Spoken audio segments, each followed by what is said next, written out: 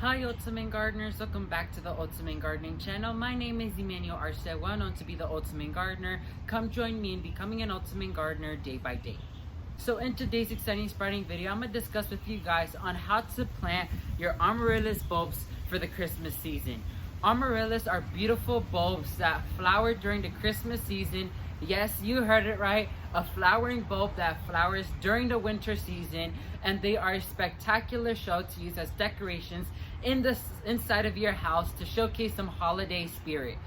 And so I want to discuss with you guys the precautions you guys should take when it comes to caring and growing for amaryllis, because there is some things you need to learn on how to grow them and how to care for them as well. So let's just go ahead and jump right into this video.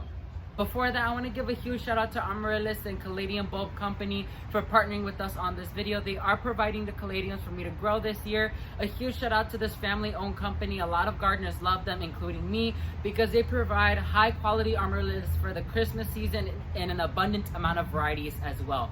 So all their information is down below for you guys to check out. I highly recommend them for you to purchase your amaryllis bulbs this Christmas season. So coming into our first topic is, when should you plant your amaryllis bulbs?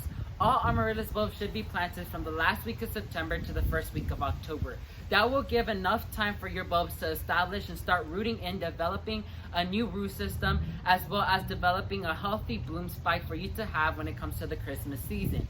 So you want to make sure you plant your bulbs by the last week of September or the first week of October. But this does not include wax amaryllis, which when it comes to wax amaryllis, it's a completely different concept, which I did a video on waxed amaryllis, which there's no planting, nothing required, just setting it where it's gonna bloom and just leaving it alone. But this is mostly for bulbs that need to be planted. So once again, the last week of September to the first week of October, it should be the time where you plant your amaryllis bulbs.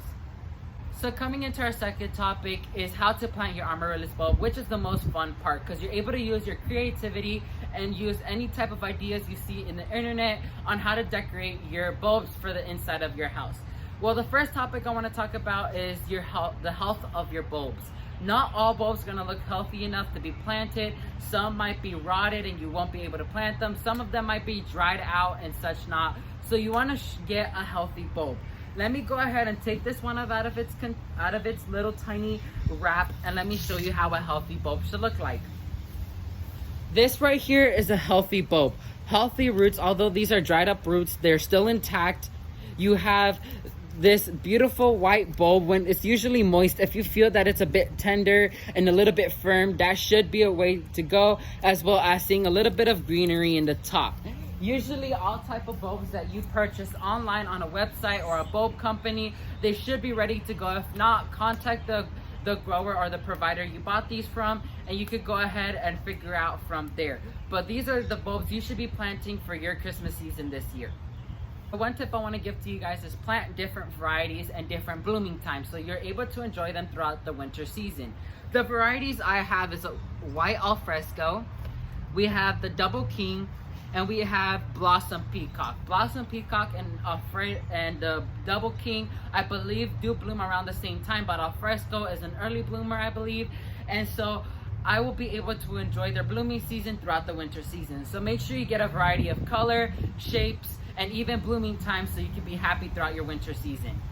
Containers don't have to have a very deep reservoir, because these plants, by the end of the season, you want to go ahead and remove apart from their arrangement and plant them out separately in individual containers, and then you'll be able to go from there from each growing season. And if you want to store them, that's a different video you guys are going to have to look up for, because for me personally, I'm able to plant them out in the ground because I live in a temperate climate where they naturalize very well here. So the reservoir doesn't have to be that deep, just has to be able where it can withstand 3 bulbs at max, or depends on how many bulbs you want to plant, and etc. So reservoir doesn't have to be good, but choose the perfect container for the size of bulbs you have. Next is the growing medium. You want to go ahead and choose a potting medium. You don't want to get any cheap type of soil, because it will become solid rock hard if you don't stay on top of watering weekly. So you want to prevent that by getting a good potting mix so it can keep your amaryllis aerated and happy, and have a little bit of moisture throughout their root system so they can be happy, just in case you missed a day or two of watering. Number 3 is you want to provide some type of fertilizer because these are in containers, and for the most maximum of blooms, you want to give them a little bit of a feed while they're growing and growing in their new habitat. Next is totally optional, is a top dress. A lot of people use sphagnum moss, or a lot of people use regular moss as a top dress just to cover up the soil and make the pot look a little bit prettier for when you use it as decoration inside your house. So here is my amaryllis bulb. As you guys can clearly see, this is the top and this is the bottom. So you want to make sure you plant bottom in. You do not want to bury your entire amaryllis bulb, because when it comes to watering, you don't want to get anything in here because it can rot your bulb. So make sure you only plant about this height. So now you're gonna make a little well right here. You're gonna nest it in there and cover it back up. Super easy to do and not that hard at all. So I'm gonna go ahead and plant all of the ones I have. So I don't know if you guys noticed, but I did forget to fertilize this. So I'm gonna be using a liquid fertilizer as an alternative for the granule. Use what's best for you guys, but like I forgot and I don't want to mess this up, I'm gonna be using the liquid fertilizer as an alternative, but use whatever works best for you. So now let's go ahead and talk about the growing tips. So here's the care tips for amaryllis. Number 1, never put these in direct sunlight because that could burn the leaves and even burn the bulbs in later future dates. So never put this in direct sunlight, if not in indirect sunlight. Number 2, when it comes to watering, never water the middle of the bulb because you want to prevent rotting. And if you water the middle of the bulb, it will cause rotting problems in the future. So just water around the bulb and you should be good to go. Number 3 is you don't want to fertilize these later on because they only need a little bit of fertilizer and a little bit of help when you plant them, because that will allow them to build up a little bit of more energy and sugar so they can go ahead and burst into blooms. Never fertilize when they're in the middle of blooming or when they're after blooming, because you don't want it to bloom when it's even colder and when they're out of season, because that can cause problems later on as well.